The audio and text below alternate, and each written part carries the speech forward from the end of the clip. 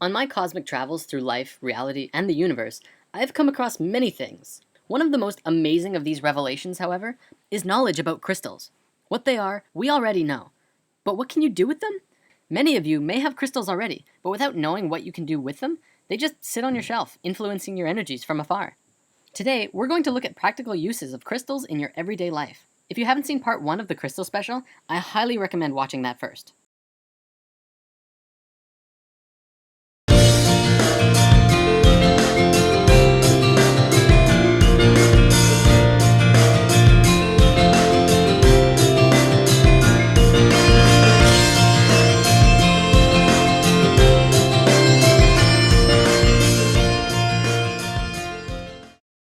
The first thing we need to discuss is how to charge your crystals.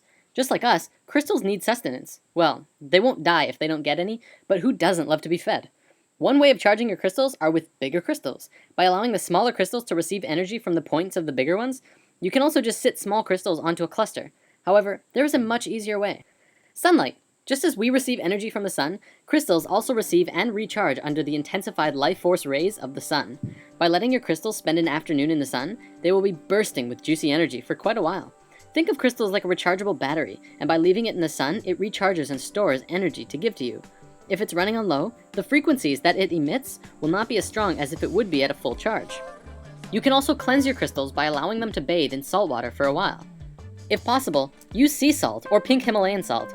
If you live near the ocean, you can also let them bathe in the ocean itself. You can also sage your crystals, which is very beneficial for cleansing them and keeping them happy. Letting them sit in brown rice for 24 hours centers and grounds the crystals and balances their male and female energies. When you first get your crystals, whether it's through a gift or you dig it up yourself or bought in a store, it's usually important that you dedicate your crystals. This can be done by holding onto it and consciously intend that the crystal only be used for love, light, and the goodness of all.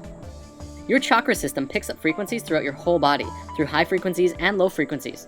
Most crystals will give off an energy which will resonate to at least one chakra, if not more, which makes them excellent tools for aligning your energy body. One of the easiest ways of using crystals is carrying pocket stones. Carry a crystal of your choosing in your pocket for any amount of time that feels right. If you need a lot of help in one aspect of your life, you might want to carry a certain crystal around with you up for even a month. Then after that time, look back at the month and see if the description of the crystal matches what you experienced. This is actually how I first got into crystals. A friend of mine gave me a crystal and told me to hang on to it for a month. I didn't really get why, but I did. After a month, I found out what that crystal did, and it had been affecting me in the exact ways of the description. After that, I was hooked, and have been exploring crystals ever since. One thing that I do quite often is actually make what I like to call spirit water. It's really very simple. All you have to do is place a crystal into a glass or bottle of water for an extended amount of time before consuming. Usually it's recommended that you wait 24 hours before drinking the water, but even several hours will yield slight changes in the water, especially if you meditate with the water. You can also leave the water out in the moonlight or sunlight for a day before consuming while the crystals are in the water. If you really want to get creative, try mixing and matching crystals in the water. For one day you could put in an amethyst, and the next you could put in citrine. This actually goes to the phenomenon of water that researcher Masaru Emoto had been studying and researching for a very long time. The phenomenon in which water that had been blessed froze into beautiful crystals, and the water that was projected negatively onto froze into gross or ugly crystals. Now, we have an entire lesson about water coming soon, because I know a lot of people want to discuss that, so in the meantime, we won't be going into this at this time. The reason I bring this up though, is that this does grant you an opportunity to try this for yourself. I highly recommend placing several crystals in water and letting them sit for 24 hours.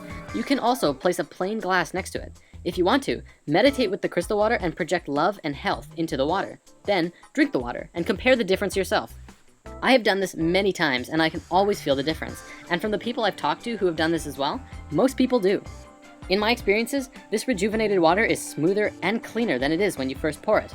So putting crystals into your drinking water is a very good way of keeping your body hydrated with some living, healthy water. Crystal grids. Many of you may have seen the YouTube video Spirit Quest 10.5.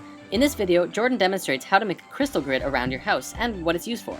A crystal grid is an energetic grid that you can create around your house that fills your house or room with energy by connecting several crystals together through the power of your intention and energies of the crystals. If you happen to have several larger crystals and a wand crystal, you can make a crystal grid around your house or room, or wherever you are. Place the crystal around your room. The crystals do not have to be in a geometric pattern, but if they are, it will only serve to strengthen the grid. Consciously connect all of the crystals together using a wand crystal.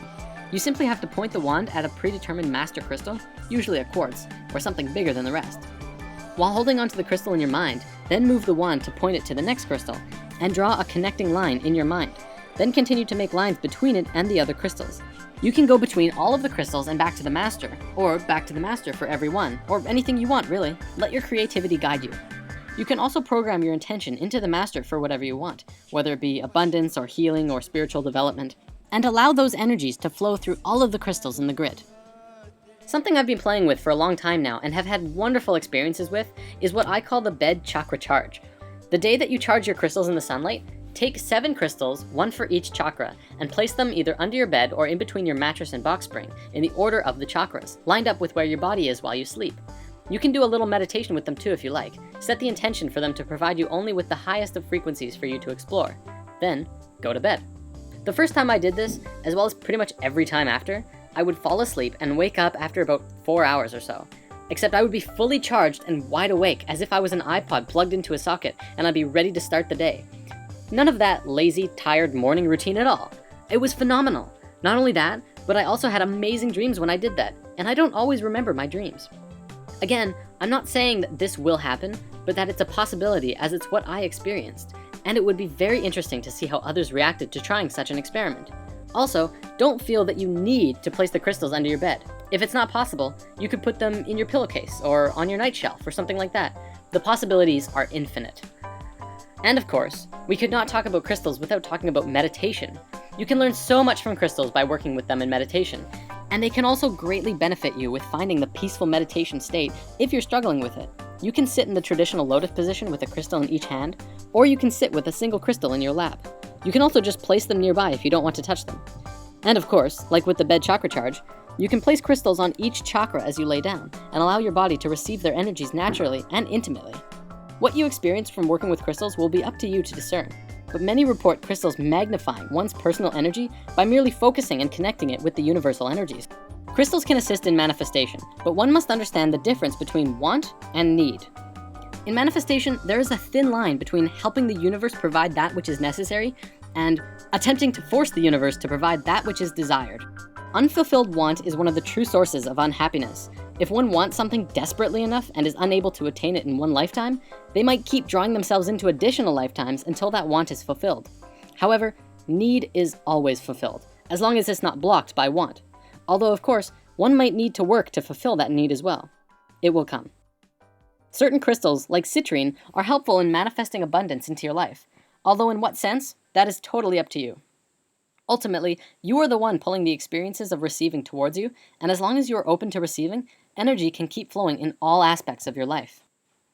Finally, and this is something I found in one of my favorite crystal books, Love is in the Earth, but I haven't tested it.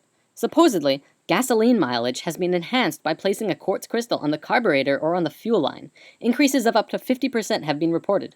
Mechanical portions of the automobile have also been treated by placing a crystal on or towards the equipment.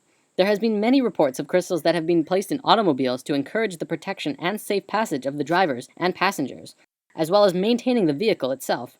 Whether you're skeptical of crystals or not, you gotta admit there's something absolutely magical about them.